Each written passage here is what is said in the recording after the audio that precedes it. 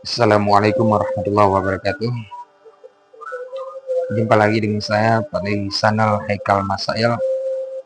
Ini video membagi-bagikan ilmu tentang ilmu saraf atau ilmu nahwu,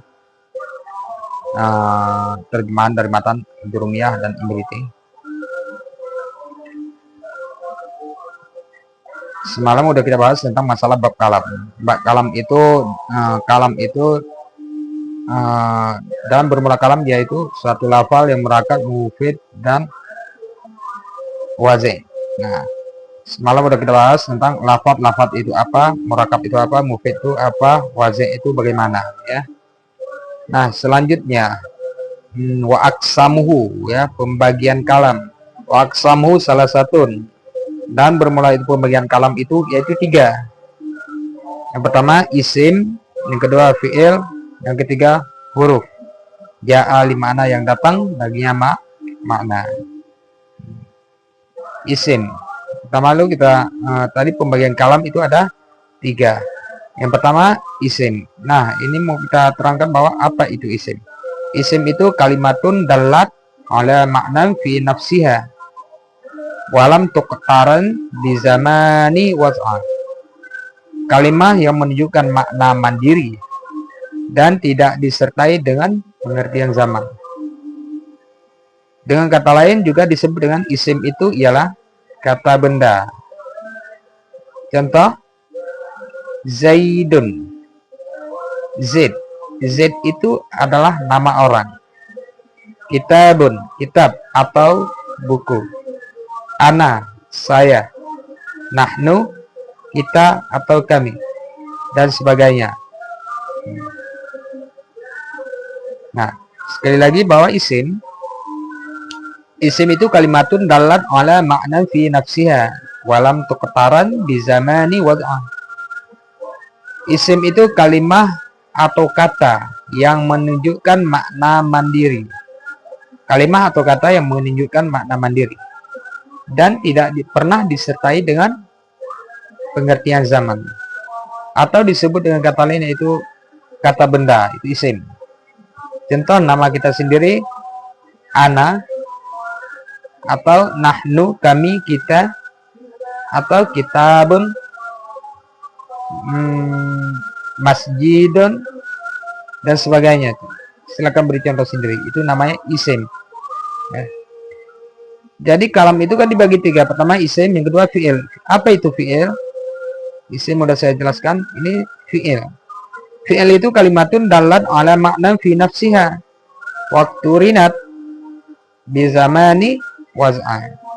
Kalimah atau kata yang menunjukkan makna mandiri dan disertai dengan pengertian zaman.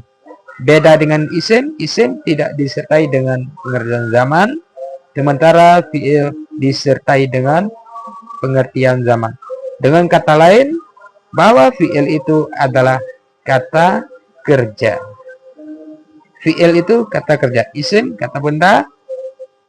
Namun beda isim dengan fi'il. Isim adalah kata benda, fi'il itu kata kerja. Apalagi beda dengan isim? Isim itu adalah disertai dengan pengertian zaman, sementara isim tidak disertai dengan pengertian zaman, sementara fi'il disertai dengan pengertian zaman. Contoh, kataba, sudah menulis. Yaktubu, dia akan atau sedang menulis. Uktub, tulislah. Yakulu, dia akan atau sedang makan. Akala, sudah makan, dan sebagainya. Silakan beri contoh sendiri nantinya. Didengar ulang. Terus kasih contoh ya. Selanjutnya masa itu terbagi menjadi zaman atau masa. Zaman itu terbagi menjadi 3. Pertama, masa yang telah lalu disebut juga dengan madhi. Ingat ya, masa yang telah lalu itu disebut dengan madhi. Yang kedua, masa sekarang atau sedang berlangsung. Masa sekarang atau sedang berlangsung. Itu disebut juga dengan mudhari. Mudhari. Dan masa yang akan datang itu mustaqbal. Nanti bahasa-bahasa ini perlu disimak betul-betul dan diingati supaya ke depan nanti arti-arti dari misalnya mudhari itu apa, madi itu apa, mustaqbal itu apa, tidak perlu ditanya lagi karena udah hafal, masukkan dalam, simpan dalam hatimu, simpan dalam pikiran. Nah, sesungguhnya itu setelah isim fi'il dan huruf fi'il dan isim, ya, isim fi'il itu ada ketiganya, ya, ketiga.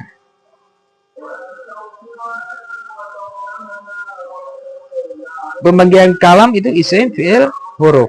Ketiga itu huruf. Apa itu huruf? Ya, saya salah bilang nanti. Padahal kalimat yang kau bilang atau kata beda ya. Huruf itu kalimatun dalat ala makna fi ghairiha. Kalimatun dalat ala makna fi ghairiha. Kalimat atau kata yang menunjukkan makna apabila digabungkan dengan kalimat lain. Kalimat atau kata yang menunjukkan makna. Kapan menunjukkan makna itu? Apabila engkau gabungkan dengan kalimat lain. Ya, baru disebut huruf. Kalimat atau kata yang menunjukkan makna apabila digabungkan dengan kalimat lainnya. Maksudnya kalimat atau kata, kalimat itu kata ya, yang dapat menunjukkan makna apabila dirangkaikan dengan kalimat yang lainnya. Tidak dapat berdiri sendiri. Huruf itu tidak dapat berdiri sendiri. Dengan kata lain, huruf adalah kata depan. Huruf itu adalah kata depan. Contoh kata depannya min. Mir rabbihim, min itu dari, itu huruf. La, tidak, dan sebagainya. Ila, ke, kaifa, bagaimana, itu huruf. Beda dengan huruf Latin Indonesia, A, B, C, D. Apa makna itu? Tidak paham. Beda dengan huruf dikata dalam bahasa Arab. Semua itu mempunyai makna yang pasti. Nah, seperti min, dari, ada makna yang pasti dia. Bila dirangkaikan dengan kalimat lain, misalnya min, dari, rangkaikan dengan kalimat lain, itu punya makna yang pasti. Nanti saya kasih contoh, ya. Seperti contohnya begini. Sirtu minar ribati ilal masjid. Sirtu minar ribati, minar ribati, ya. Saya telah pergi dari ribati ilal masjid, dari pondok ke masjid. Min itu dari. Minar ribati. Nah, dirangkaikan dengan ribat. Min ribat, tidak boleh min enggak rangkai dengan lain, itu enggak bisa. Minar riba. Selanjutnya, contoh selanjutnya, hal shallaitu. Hal, apakah engkau sudah sholat? Selanjutnya, aina baituka, di mana rumah? Aina baituka, di mana rumah? Dan sebagainya. Kata penyair, ismin wa fi'lin summa harfin tangqasim. Ismin wa fi'lin summa harfin tangqasim. Wa hadhihi salasuha hiyal kalim. Wa hadhihi salasuha hiyal kalim. Ismi wa fi'lin summa harfin tangqasim. Wa hadhihi salasuha hiyal kalim. Kalimah itu terbagi menjadi isim, fi'il, dan huruf. 3. Ketiga-tiganya ini disebut kalim atau kalam.